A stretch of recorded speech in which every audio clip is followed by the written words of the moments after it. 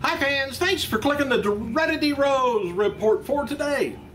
Jimmy Corderas on Aftermath Radio chatted with former WWE and WCW star Vader. He asked, he was mentioning something about an upcoming sumo wrestling tournament that he's going to be competing in Japan.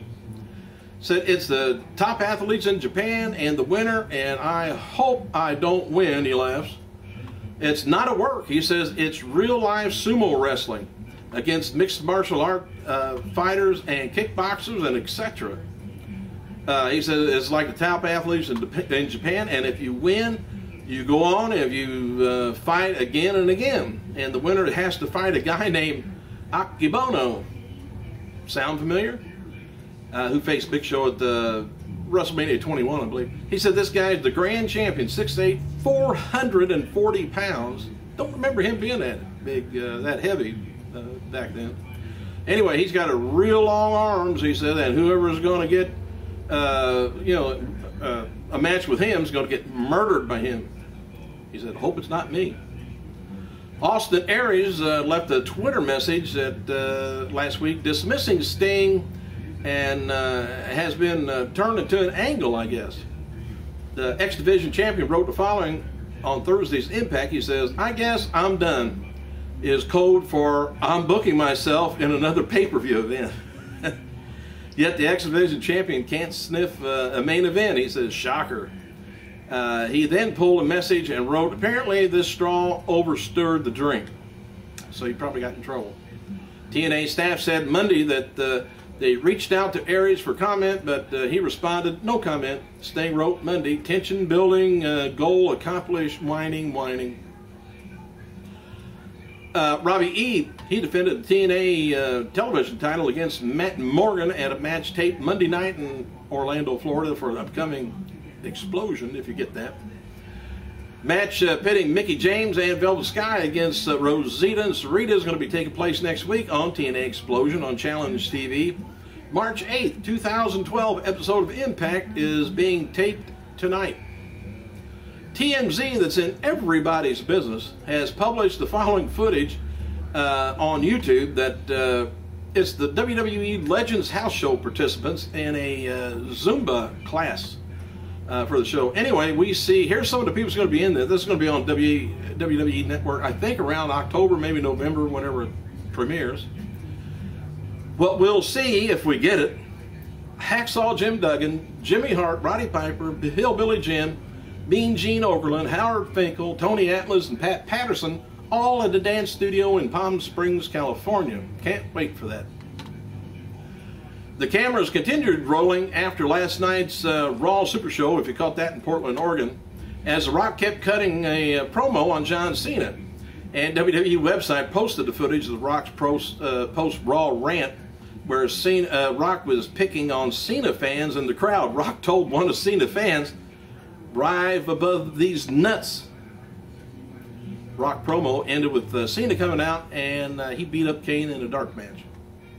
Birthdays is two-time NWA champion Lance Hoyt, 35 years old, WWE Hall of Famer Ricky the Dragon Steamboat, 59, two-time WCW Hardcore champion Norman Smiley, 47 years old, and former ECW World and Tag champion Masato Tanaka, 39 years old. Now here's a little bit of, they say, breaking news. WWE wrote the following and announced it. Both Raw and SmackDown are going to be getting an extreme makeover. An effort to help determine which general manager should control both shows, the WWE Board of Directors decided to switch controls next week's shows. SmackDown General Manager Theodore Long is going to be taking over Monday Night Raw, while Raw GM, or interim GM, John Laurinaitis takes over the reins of next Friday's SmackDown. The decision came 1 week after Laurinaitis announced on Elimination Chamber that he wants to seek control over both shows, bolstering by flattering testimonies by, of course, Mark Henry, Christian, and Alberto. And a perturbed Long made it clear to Laurinaitis he's not about to take the threat to his position laying down. In fact, to talk about lying down, I think Laurinaitis did a little bit last night. Word that during last night's Raw, WWE aired a commercial. Now this is kind of odd. They aired a commercial for May 5th SmackDown live event, Asheville, North Carolina. That the commercial advertised Sheamus versus Daniel Bryan match for the World Heavyweight title and teased that Bryan retains the title at WrestleMania 28 in Miami. Ooh, we're not supposed to, I don't think we're supposed to know that. There are unconfirmed reports that Colt Cabana, he was in attendance last night at the Raw Super Show in Portland. And as seen on last night's Raw, John Cena pointed out that The Rock had written notes on his wrist for his promo. Several readers wrote the following that was written on Rock's wrist, which somebody must have caught or took a picture of.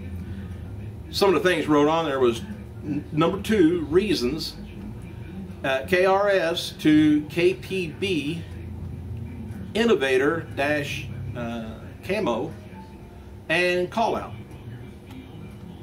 He knows what it means, we don't. There was a high praise for Punk versus Jericho after the segment on last night's Raw Super Show. A lot of the people said, like Jim Ross, he says, it's going to be hard for anyone to follow the pure wrestling match of Punk and Jericho that they'll have at WrestleMania 28. He says, trust me on that. Bret Hart says, that was probably the best promo I've seen in months, and I'm not going to say be saying that BC of the shout out. Punk and Jericho were top of their game. Meanwhile, Jericho commented, and that's how you prove a point, Punk. They broke some world records over in Abu Dhabi last week.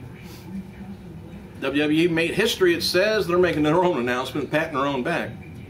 Said WWE breaks records in Abu Dhabi. WWE made history as it broke numerous records with the Raw World Tour in February and at the International Tennis Complex within Zaid Sports City, Abu Dhabi.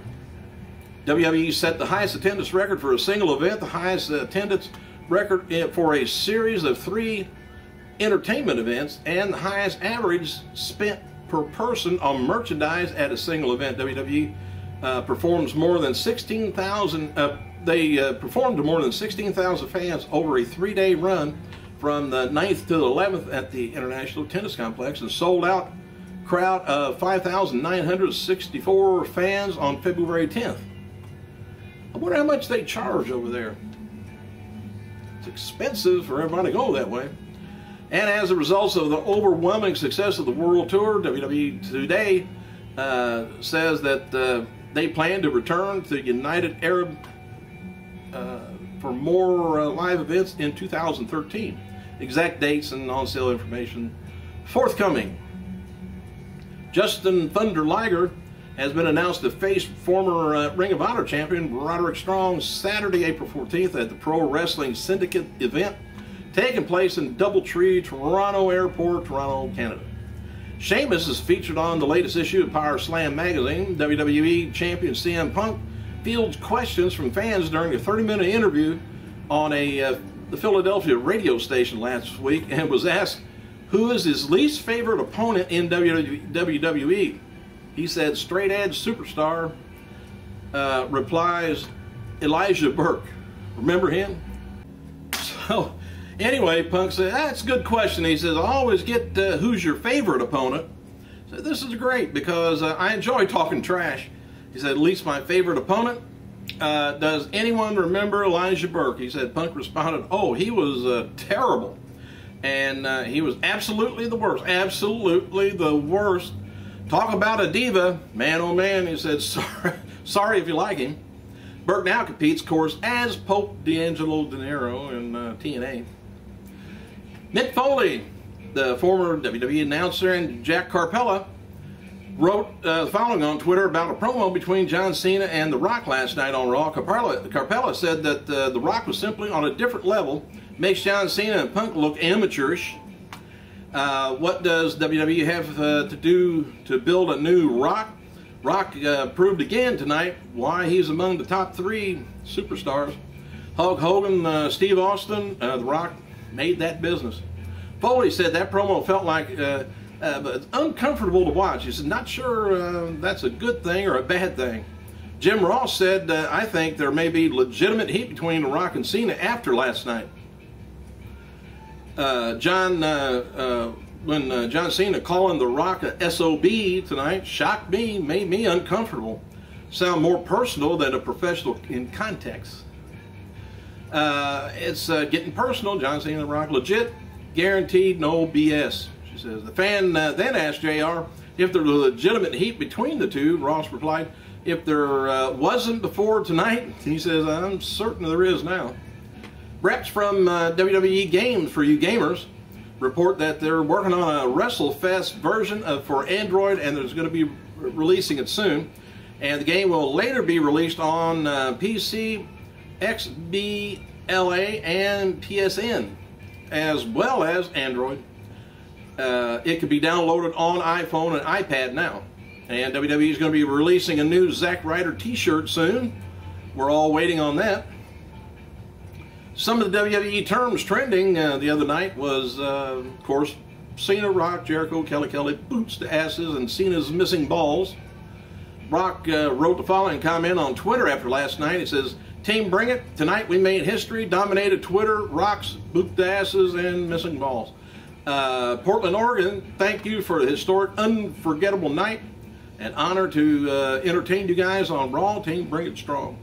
After suffering a nasty gash at the Elimination Chamber pay-per-view, Kofi Kingston had staples removed from his head before yesterday's Raw in Portland, which, good thing.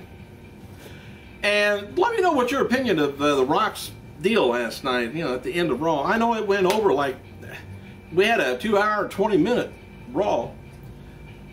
And I really think he was really lacking something last night. I don't know. He just didn't look the same. He didn't act the same. He wasn't hyped. I don't know whether he had a bad day, you know, The Rock. And it just, I really got tired of hearing him. And normally I don't. I probably get tired of hearing this phone too, but normally I don't, especially when it's a customer. Thanks for clicking, you guys. I gotta go.